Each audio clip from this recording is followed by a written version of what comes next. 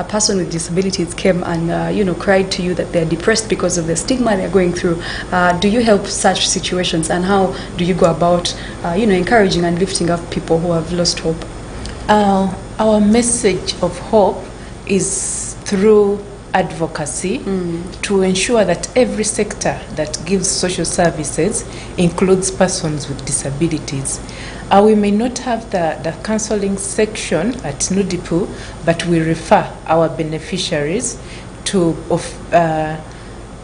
counseling services, to qualified persons who can give them counseling, and we take them through different trainings that help them socialize and go through life. Yes, we have different programs. For example, we have inclusive education. We do some implementation in the schools, but our main niche is advocacy. When I talk about advocacy, is that we look at things like policies, guidelines, to ensure that disability issues are mainstreamed. Okay. We work with the Ministry of Education to ensure that in all sectors of education, basic education, higher education, tertiary education, persons with disabilities are included. So we do not deal with individuals at our offices, but we deal with bigger groups. Like I said, we are an umbrella organization, so our groups are in categories. For example, we have the Association for the Deaf, the Association for the Blind, there's people living with epilepsy, people living with mental health. So we refer the person to a certain category for support. Yes. Okay. Yes. Thank you very much for that. Now, as a person who deals especially with the education of the persons with disabilities, must a disabled person or a person with disability attain education? Is it their right to also go to school? Because there are people who tell these kinds of people that even if you went to school, no one will really employ you. Which is very, very sad. But anyway, let's hear from you about what you think about that. Thank you, Carol. That is a very important question that community asks all the time. It starts even from family. When they get a child with a disability, the first thing they think about, do they deserve to be treated like the children who are growing up as expected, the ordinary child? Yes. That is why NUDIPU exists, to advocate for the rights of persons with disabilities. The disability categories are different, and all persons with disabilities deserve an education. We have those that may not be very severe and can go to the mainstream schools. We have persons that are visually impaired, can go to school. Deaf persons can go to school. Little people can go to school. We have the severe categories, like maybe children with severe cerebral palsy who may not benefit from mainstream education, but benefit from having an education of the daily living activities, how to take care of themselves, how to socialize. And persons with disabilities have thrived. Those that have gotten a chance to go to school, to be educated, to be empowered, are very important citizens of this country. They are supporting in policies, they are lawyers, they are doctors, they are in every sector, those that are empowered. But if they are not empowered, they will end up on the streets as beggars. Yeah. They will become a burden to society. That is why it is very important to empower them and give them skills to be self-sustaining, to be independent and not over-depend on the community, on the families, on society. Yes. And it's like persons with disabilities actually often turn out to have a lot of brains, if I'm not mistaken. They are special in a way. Yes, they are so brilliant. But the only challenge is denying them a chance to go to education, to be empowered, to access health services, to access justice. But if we open up our society, if we open up all the services to persons with disabilities, we empower them, and they are human beings like any other. It is just that they have an impairment. And this impairment is something that we can support with reasonable accommodation. Yes, for example, if a deaf child is in the school, we bring out mechanisms. For example, they have to learn sign language as a language they use in school, and then we need instructors that support them communicate with the wider community. Yes, it is reasonable accommodation that they need, or we need, to be included in the mainstream society. Beautiful. Which groups of people are those that are supposed to accept them, or that are not, that are rejecting them currently? What are some of those groups? It starts from the family. Families, if a family receives a child, they would like to announce a bouncing baby boy. And if they see that this child is having some form of deformity or impairment, that is where the rejection starts.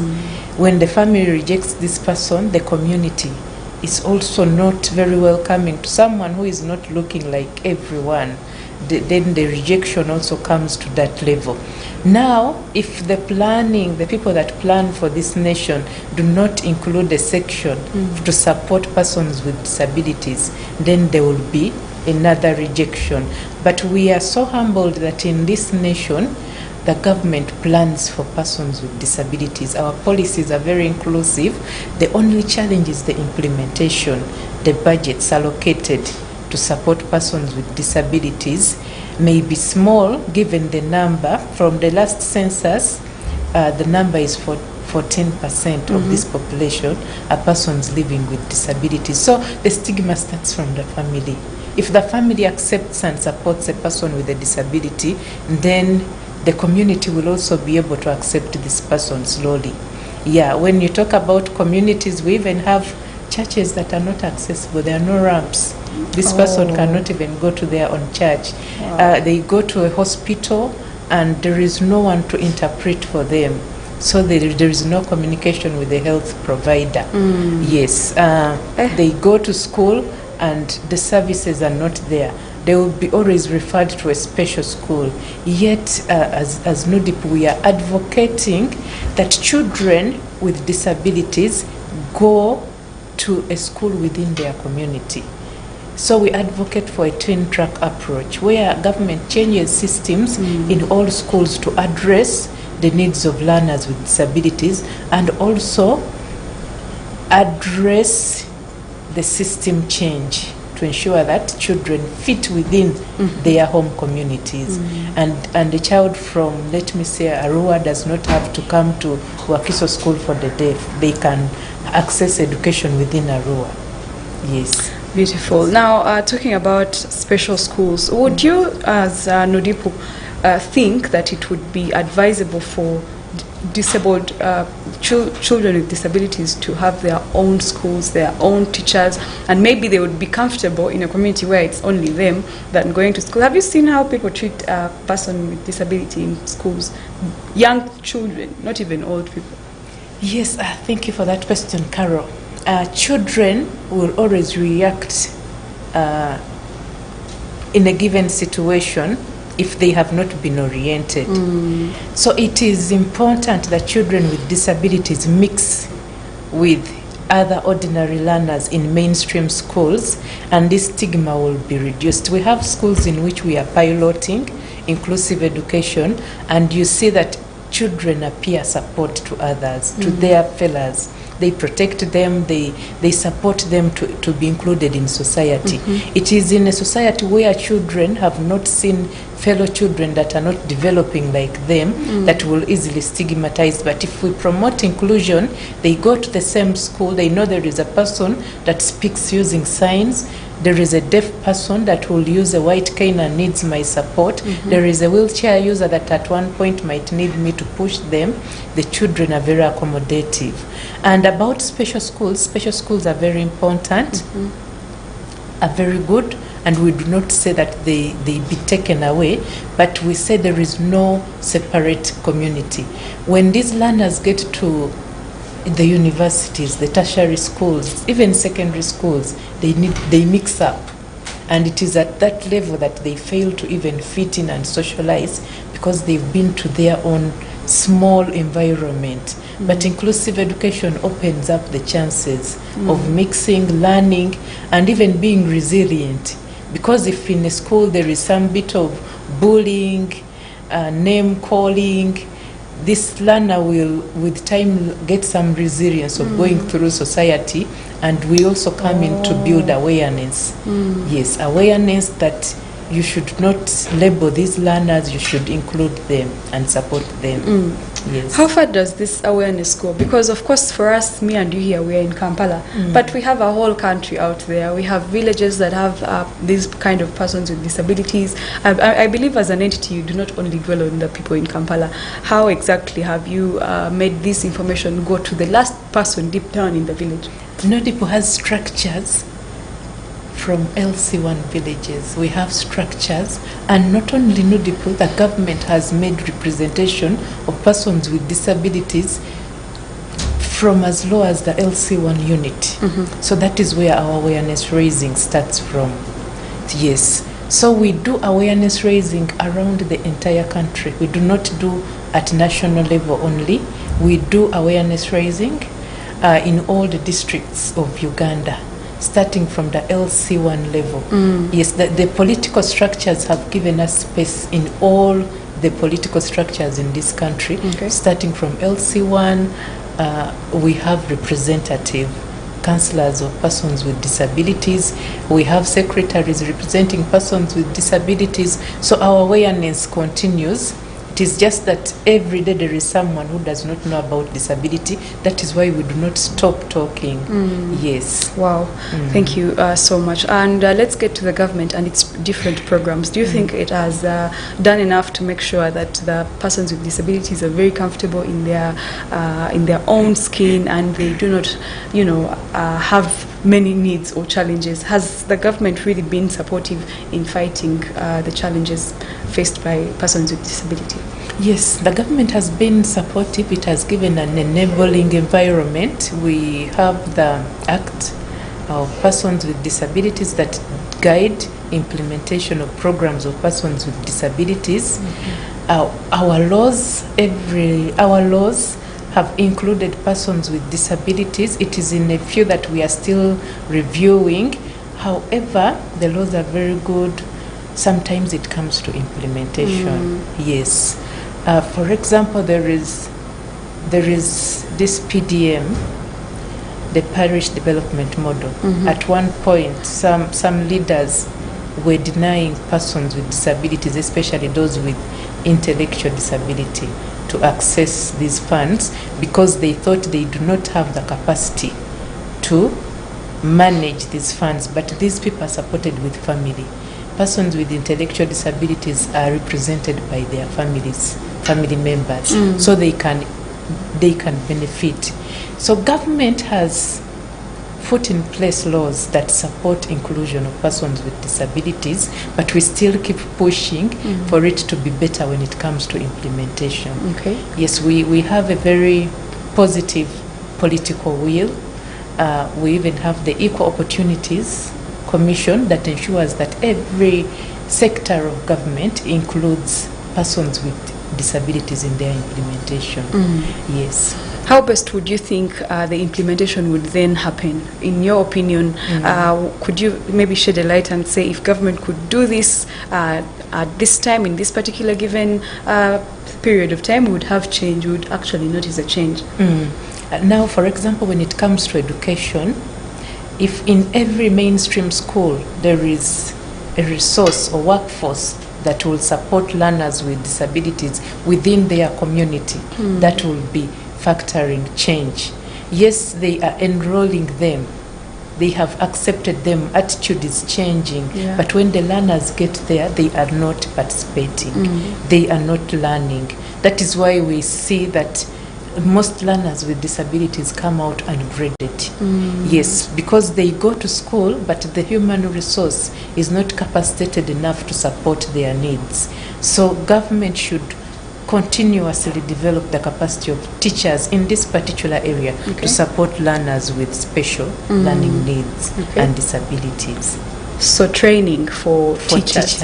Yes. Building the capacity in that particular area to support learners with disabilities. When we come to the health sector, to ensure that every health practitioner understands disability and is able to support, yes, persons with disabilities when they go for the medical services.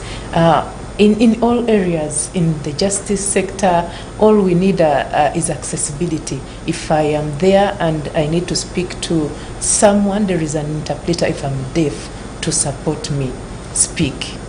Yes, pass on the information. That would now mean there are certain costs involved. Yes. Like the government spends on everyone in the nation. We are all citizens. Yes, it will have to spend on persons with disabilities. The cost is not high if you do the planning at conception stage.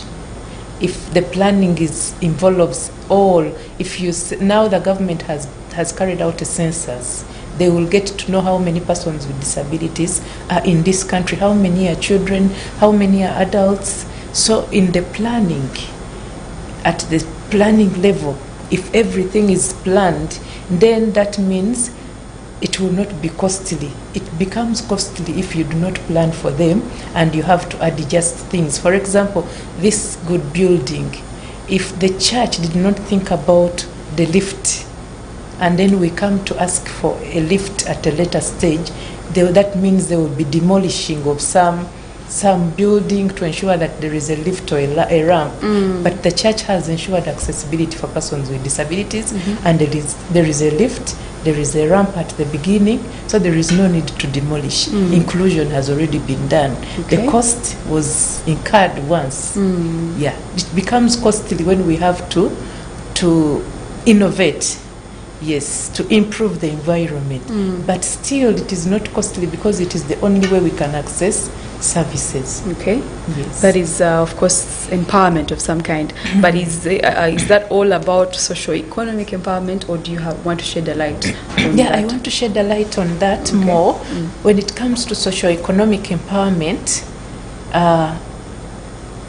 we have to include persons with disabilities in all the programs that are creating wealth. For example, the parish development models, the MIOGA. Yes, these persons have now, through advocacy, been included, but also supported and monitored to ensure that they are achieving in this socio-economic empowerment.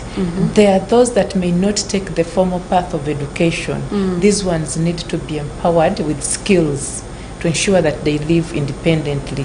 Skills like the hands-on skills, mechanics, technical work, to ensure that they are able to be independent and earn a living. Okay. Yes. Thank you very much. And to the person with disability maybe watching you out there, what would be your message to them? Because out here, government entities, support organizations, CSOs are trying their best to come up with guidelines and rules on how to implement some of these benefits for the persons with disabilities. But the person with disabilities themselves, are they really, really empowered? Do they have that confidence, or are they lagging behind and saying, the world already did me bad? So, yeah, my call to a person living with a disability is that the world has a lot of opportunities for us, and we have to grab this and use them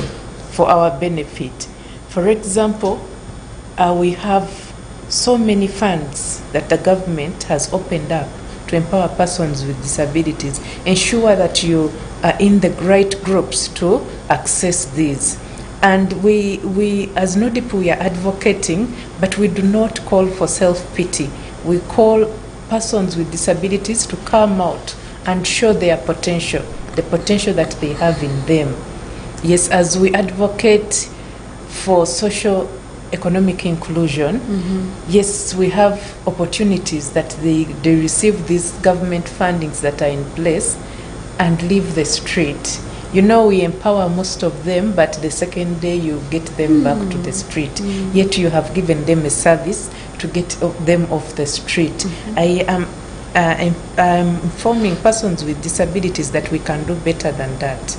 We can contribute to society, we can contribute to our communities positively if we accept to be empowered and also support, empower others. Okay.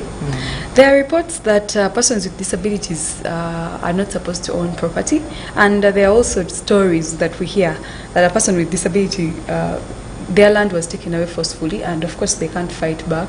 How do you deal with such cases back at Nodipo? At Nodipo we have legal departments. We have the Policy and Human Rights Department. So we partner with other organizations to ensure that we raise awareness on the need for the persons with disabilities to receive all services in the community. As we raise awareness, we train the community on their rights, but we also go into policy review to ensure that the policies are inclusive enough and the persons with disabilities are able to access justice. Okay. Yes. We raise awareness to the families because they think if they have a family member that is a person with a disability, they do not deserve to inherit part of the family property. We do awareness raising and then we do litigation where it is called for. Okay. Yes. Thank you very much. I think let's take a very short break. Issues at Hand will return shortly. We are powered by Protea Hotel by Marriott Entebbe. Issues at Hand, powered by Protea Hotel by Marriott Entebbe. Comfort and luxury at its best.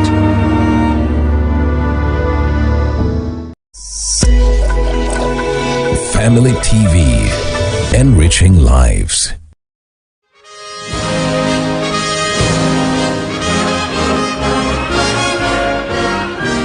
When people die, they are good. A dead body is always good. He has done us good. We cannot replace him.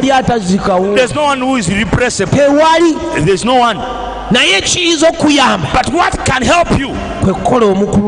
It is to leave a good legacy that people will remember you. Sometimes I share with my students a small story of an animal which normally is regarded to be the wisest, the hare. Once in a meeting of animals chaired by the lion, which was the king of the animals, he said that all those who are in the meeting and are not married should go out. This is for the marrieds. And then the hare put up a hand. I have a question, Mr. Chairman. Yes. What is it? He said, what about some of us who sleep like married people? Should we also go? And may I say to those of you who are not yet married, determine what kind of family you want to raise. Because the family that you raise, the children that you get, you will either sink them or you will raise them up to be good citizens and good people in the church. If you read Proverbs 16:1, they tell you that the plans of the heart belong to man, but the answer of the tongue is from the Lord.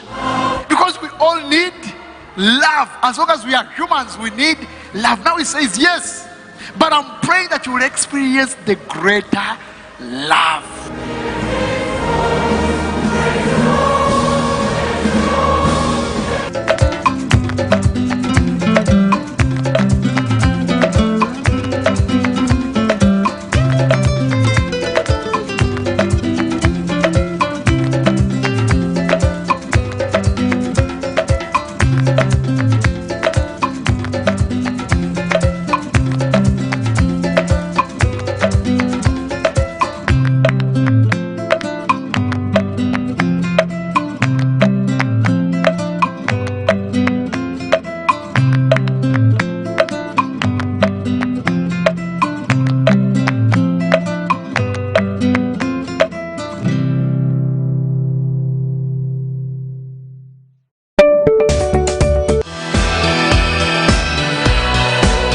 This is Church of Uganda Family TV, enriching lives.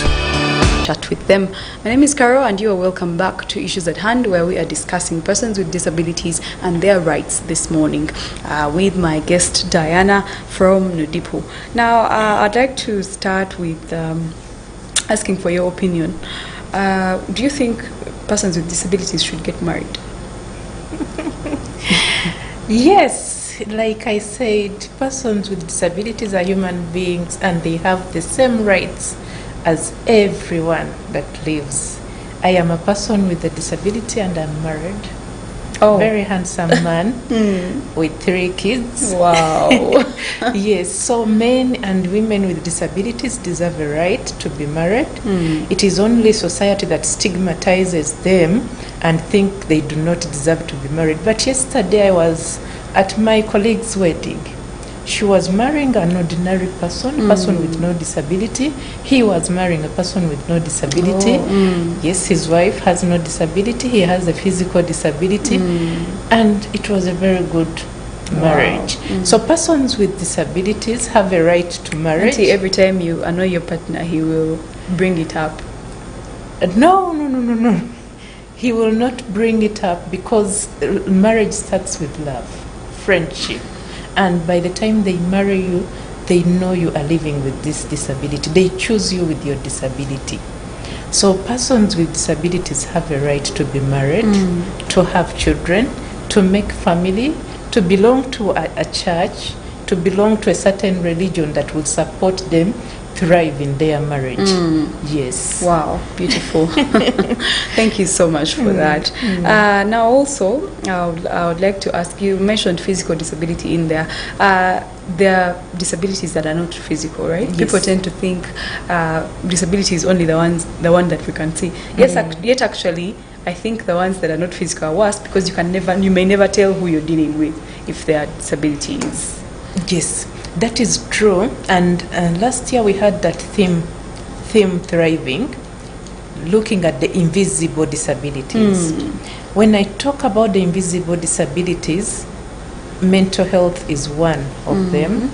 Intellectual disability is one of them. Someone with intellectual disability sometimes may not manifest any signs that you may easily look at and single them out.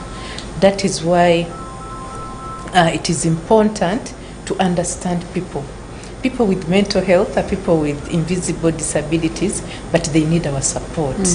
Yes, they need our support to go through this, and mental health issues are actually on the increase. Our partner, our organization that deals with mental health is overwhelmed since the time of COVID to now. So much is happening into people's mind that it is important for you to understand and look out and support people with invisible disabilities. Yes, some of them may be in the category of epilepsy. Unless they get an attack, you may never know. But they need special attention. Yes, they need to take their drugs on time and they need to be supported throughout. Yes, for mental disability, we have stages. There is that is severe, that you will see someone, the ones that we call the category that people refer to as mad.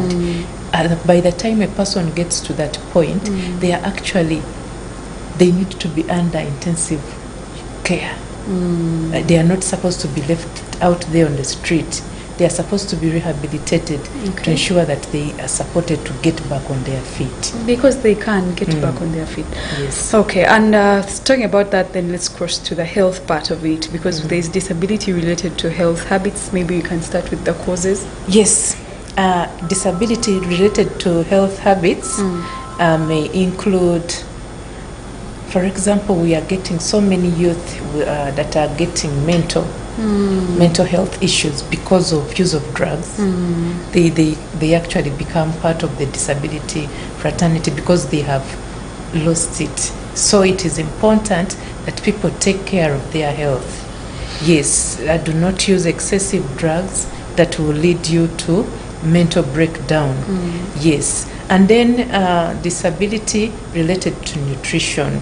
Okay. Yes, we have a category of children with disabilities. This is the children persons living with hydrocephalus and spina bifida. Hydrocephalus normally manifests a big head.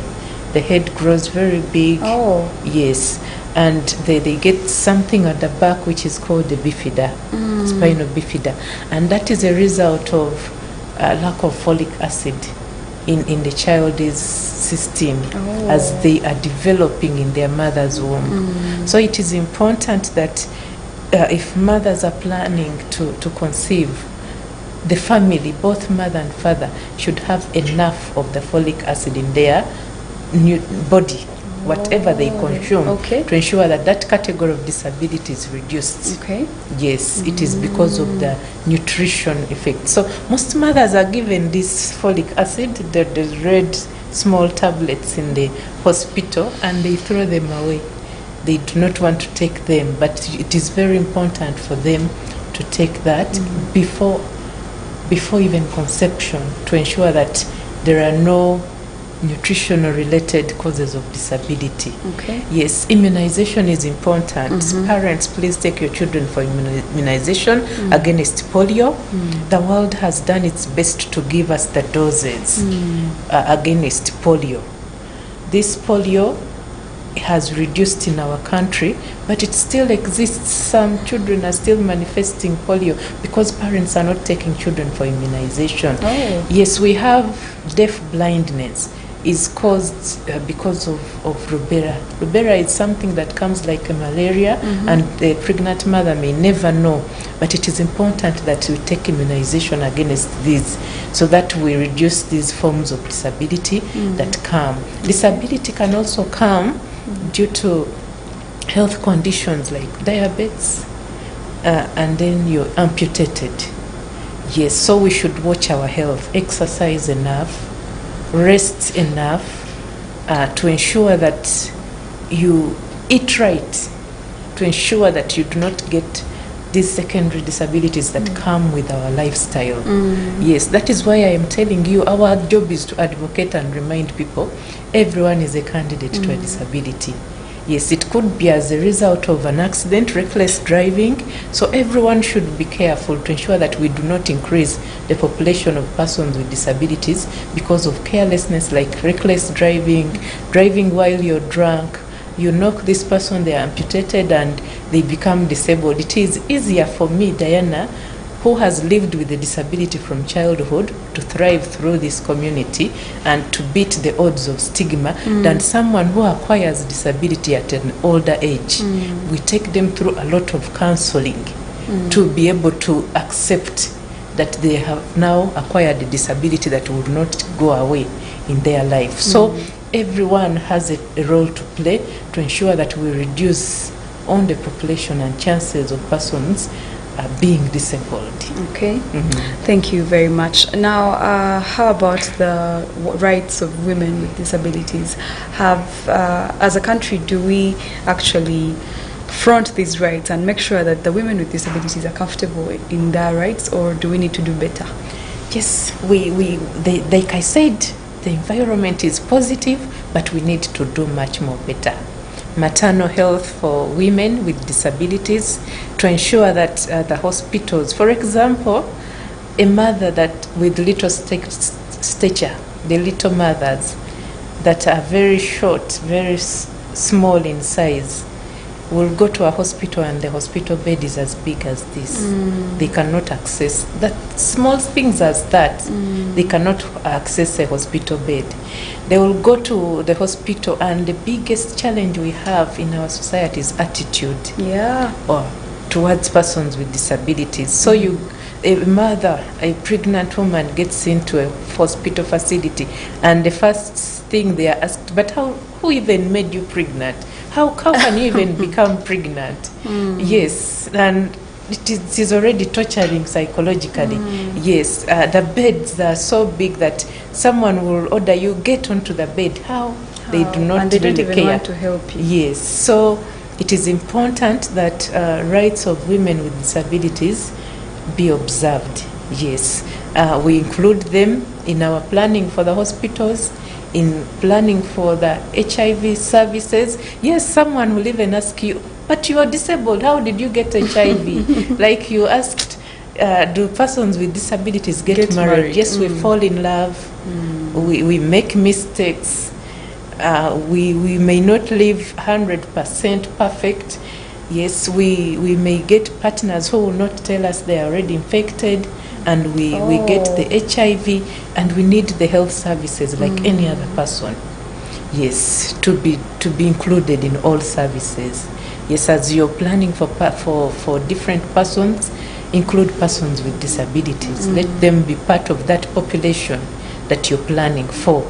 As you plan for men and women of this nation, include that category. If you always include that there is a section of persons with disabilities, you will not forget to give them the services. Very true. Yes. Okay, and in the education side, what do you have to tell like the teachers and the caretakers who are with these students or children at school? Yes, the caretakers, it is important for us to give children with disabilities reasonable accommodation according to their needs, because the disability categories are different. Now we have persons living with albinism. Their needs are different from a person who is visually impaired, a totally blind person. So the schools, the caretakers should understand this particular disabilities and give them support according to their needs. If the school has a learner with albinism, we all know that learners with albinism naturally are short-sighted. They should be assessed and given the right materials, the glasses to support their sight. They cannot look direct into the sun. Their eyes are affected. They need some shade on their glasses. They need a cape to cover them from the direct sunlight.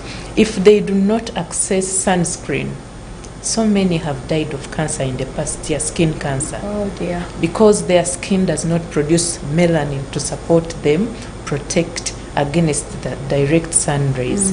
So there are so many needs of persons with disabilities, Carol. If you gave me a whole day, we would speak for the entire day. Oh. Yes. Okay, maybe. Maybe in order to help the community, we shall get that particular day. But for now, maybe we can sign out and tell the people your last words. Thank you so much, Carol and Family TV. It is so interesting how you are passionate about raising awareness on the needs of persons with disabilities in the community. We do thank you so much and do not take this for granted. As the National Union of Disabled Persons of Uganda, this platform is very important. I know someone has learned something new about disabilities. True. I thank you so much and ask the community out there to do something to support a person with a disability. A small thing as not even stigmatizing them is very important for persons with disability to thrive in their community.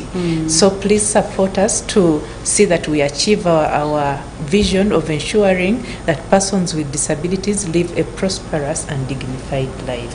Thank you so much, Diana, for making time for us. Our regards to Nudipu and all the people that are there. And thank you so much for the work that you are doing.